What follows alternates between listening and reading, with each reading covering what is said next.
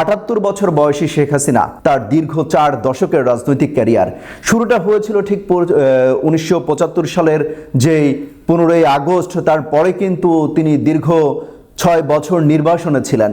সেই নির্বাসনে থাকার পর আবার দেশে কামব্যাক করেন। তারপর রাষ্ট্র ক্ষমতায় থাকা, একতরফা নির্বাচন করা, ডামি নির্বাচন করা, ক্ষমতা আঁকড়ে রাখার মতো অভিযোগ কিন্তু তার বিরুদ্ধে রয়েছে। এরপরে সবশেষ ২০২৪ সালের ৫ আগস্ট। এরপরে আবারও কিন্তু তিনি নির্বাসনে চলে গিয়েছেন, অর্থাৎ ভারতে, দেশ থেকে পালিয়ে ভারতে চলে গিয়েছেন, সেখানে আশ্রয়ে রয়েছেন। এই মৃত্যুদণ্ডের রায় মাথায় নিয়ে তিনি আসলে এই দেশে ফিরবেন কিনা, ভারত ফেরত পাঠাবে কিনা, সে বিষয়টা নিয়ে কিন্তু এখনো সংশয় রয়ে গেছে।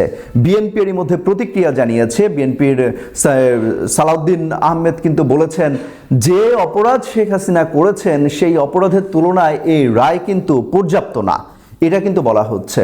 অর্থাৎ প্রত্যেকেই একটা উৎসাহ উদ্দীপনার কাজ করছে এবং একই সাথে বলা হচ্ছে যে বিভিন্ন ফ্যাসিবাদ বিরোধী যারা আন্দোলন করেছিলেন তারা কিন্তু এই বিষয়টা নিয়ে এখন পর্যন্ত বেশ উৎসাহ উদ্দীপনা তারা দেখাচ্ছেন, একই সাথে মিষ্টি বিতরণ করছেন, বিজয় মিছিল করছেন, প্রতিক্রিয়া কিন্তু জানাচ্ছেন।